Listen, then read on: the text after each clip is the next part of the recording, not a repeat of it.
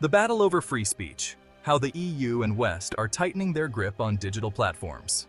Welcome back, everyone, to another explosive episode of Global News Insight. Today, we're diving deep into a controversy that's stirring up the digital world, the case against Pavel Durov, the founder of Telegram, and the broader battle over free speech and censorship in the digital age. Is this about protecting citizens, or is it about controlling the narrative? Let's find out.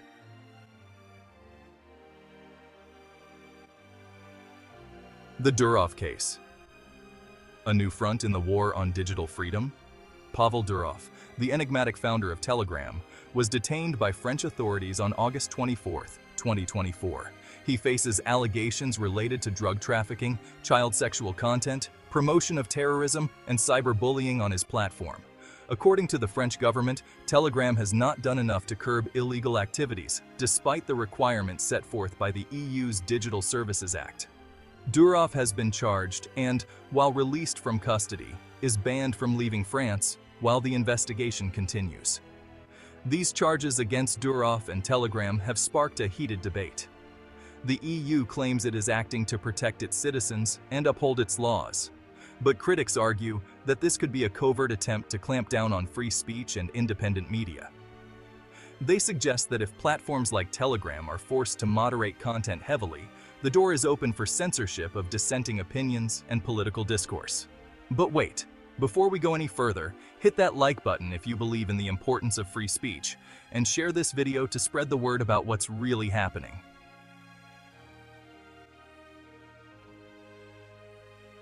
The tightening grip of the EU, protecting citizens or silencing dissent. The European Union has long prided itself on upholding democratic values and human rights, but critics argue that the recent actions against Telegram and its founder might be more about control than safety. The EU's Digital Services Act mandates strict content moderation, requiring platforms to swiftly remove illegal content and cooperate with law enforcement.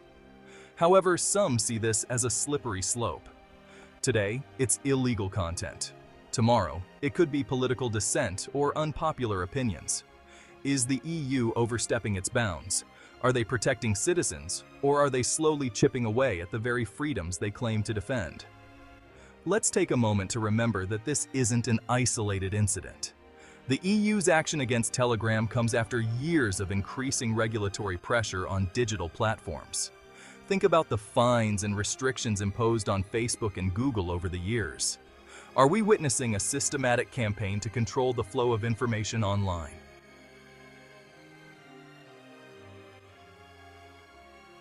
The Western Playbook, a history of controlling the narrative. Now, this isn't the first time we've seen governments clamp down on digital platforms. Let's not forget the role of the United States in managing content on platforms like Twitter and Facebook. Remember when Twitter restricted a major news story ahead of an election?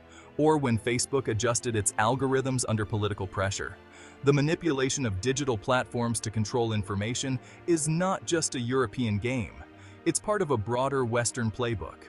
In the case of Twitter, internal documents, often referred to as the Twitter files, revealed how the company was pressured by political figures and intelligence agencies to suppress certain content, especially those related to election interference, vaccine skepticism, or geopolitical matters. This is censorship by another name, cloaked in the language of protecting democracy. These revelations have been shocking but not entirely surprising. Platforms like Twitter and Facebook have repeatedly found themselves at the center of controversy over how they handle sensitive information. The suppression of the Hunter Biden laptop story before the 2020 US presidential election is a case in point. Here, Twitter blocked the distribution of a New York Post story, which many saw as a blatant act of censorship, later justified under the guise of preventing misinformation.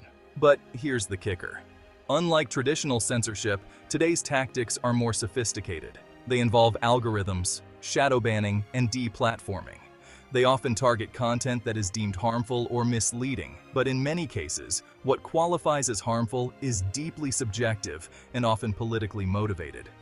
For example, Facebook's approach to fact-checking has frequently been called into question. Who are these fact-checkers? And why do their assessments often align with specific political interests? Could it be that big tech is playing along with big government's agenda to suppress certain viewpoints? The methods of modern censorship are not about outright banning anymore. They are about subtly shaping the conversation. Imagine scrolling through your social media feed, and without realizing it, you're only seeing content that has been pre-filtered to align with certain viewpoints. This isn't science fiction. It's the reality of digital manipulation. The world's reaction to the Durov case and the broader issue of digital censorship has been split. Many civil liberties organizations and free speech advocates are up in arms. They argue that platforms like Telegram, which offer encrypted messaging, are vital for free speech and privacy in an age where governments are increasingly overreaching. Meanwhile, some political leaders and security experts support these crackdowns, arguing that the rise of digital platforms has also given rise to extremism, misinformation, and cybercrime. They claim that without strong oversight, these platforms could become breeding grounds for harmful activities. So, viewers, what do you think? Are these actions justified in the name of safety, or are they just excuses to control what we see and say online? Leave your thoughts in the comments below. If you're enjoying this video and want to see more content like this, make sure to like and share this video with your friends. Let's get the word out about the real issues behind these headlines. Elon Musk, who has frequently championed free speech, has not commented directly on the Durov case, but his stance on government regulation of social media is well known. Musk has argued against heavy-handed oversight, suggesting that such measures could stifle innovation and freedom. Scott Ritter, a former intelligence officer and political commentator, suggests that Western governments, particularly the US and the EU, are using the guise of security to justify actions that curb free expression. Ritter highlights the irony of Western nations, which often criticize other countries for censorship, now engaging in similar practices. Others, like privacy advocate Edward Snowden, have weighed in on the dangers of governments having too much control over digital communication. Snowden has pointed out that encrypted platforms like Telegram are among the few remaining spaces where people can communicate freely and safely from state surveillance.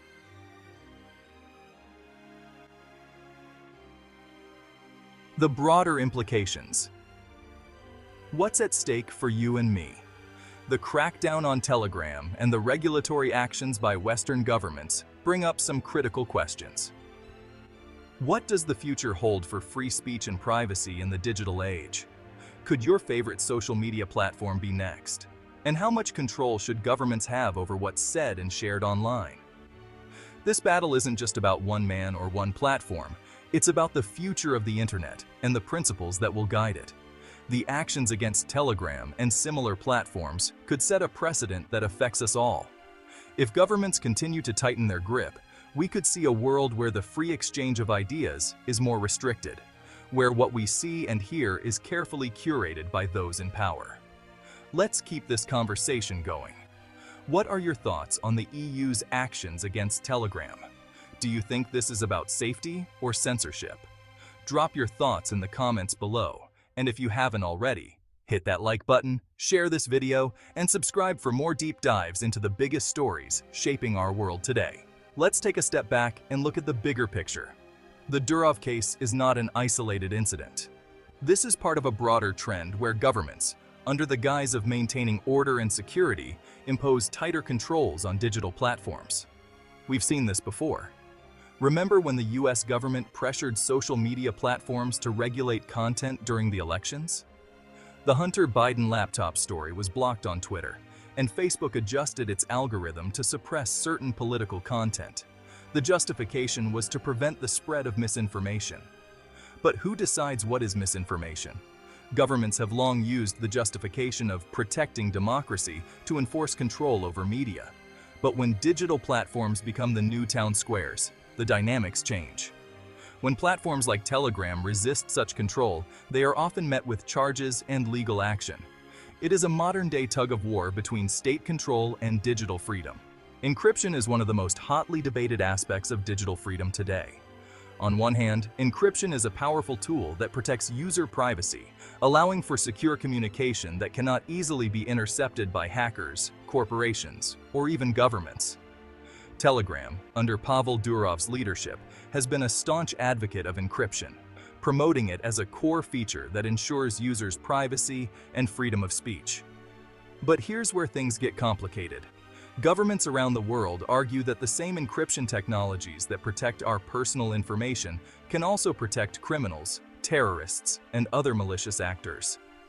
This is why the EU and many Western countries have pushed for what they call responsible encryption, which would allow law enforcement to access encrypted communications when necessary.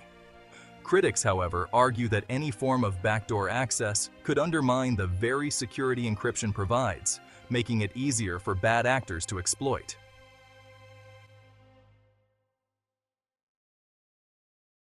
The crackdown on Telegram isn't just an EU issue, it's part of a global trend. Around the world, governments are tightening their reins on digital speech.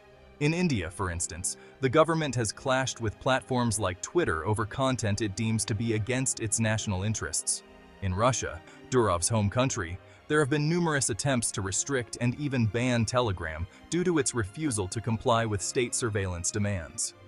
China, a long-standing proponent of digital censorship, has created a highly controlled internet environment where platforms are required to comply with strict content regulations.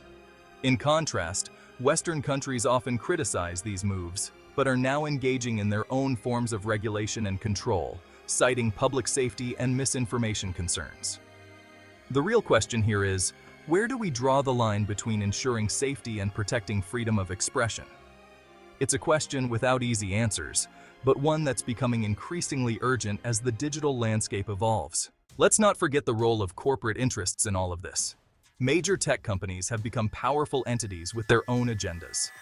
They wield enormous influence over what content gets promoted and what gets suppressed. For example, Google and Facebook have both been accused of altering their algorithms in ways that shape public discourse. While these changes are often justified as efforts to combat misinformation or improve user experience, they also raise concerns about who gets to decide what information is seen by the public. The case of Telegram, a platform less influenced by corporate advertising and more focused on user privacy, poses a direct challenge to these corporate giants. Could this be why there's so much pressure to regulate and control such platforms? Are we witnessing a power struggle not just between governments and tech platforms, but also among the tech giants themselves? The outcome of the Durov case and the regulatory actions by the EU will set a precedent that could shape the digital landscape for years to come. If platforms like Telegram are forced to comply with stringent regulations, it could lead to a chilling effect on speech worldwide. Conversely, if Telegram and similar platforms can successfully resist these pressures, it could embolden other tech companies to stand up for digital rights. But this isn't just about platforms, it's about us, the users. Our online behavior, the platforms we choose to support, and how we respond to these challenges will play a crucial role in shaping the future of the internet. Will we advocate for more control and regulation in the name of safety? Or will we fight for a freer, albeit riskier, digital world? Your voice matters in this debate. Do you believe encryption should remain untouched, or do you think there should be some form of government oversight? Drop your thoughts in the comments below, and let's keep this conversation alive. And remember, if you found this video informative, hit that like button and share it with your friends. It's a reflection of the larger war on digital freedom. As governments around the world, including those in the West, push for more control over digital platforms, the lines between safety, security, and censorship blur. This is a pivotal moment for the future of the internet, one that will determine whether it remains a free and open space or becomes another tool for control. As we navigate these turbulent waters, it's essential to stay informed and engaged. The decisions made today will have long-lasting implications for how we communicate, share ideas, and even think in the digital age. Will we allow our freedoms to be chipped away in the name of security, or will we stand up for the principles that have made the internet a bastion of free expression? If you're passionate about digital rights and free speech, make sure to subscribe to our channel for more deep dives into the most pressing issues of our time. Don't forget to like this video and share it with your community to spread awareness. Thank you for watching, and stay vigilant, everyone.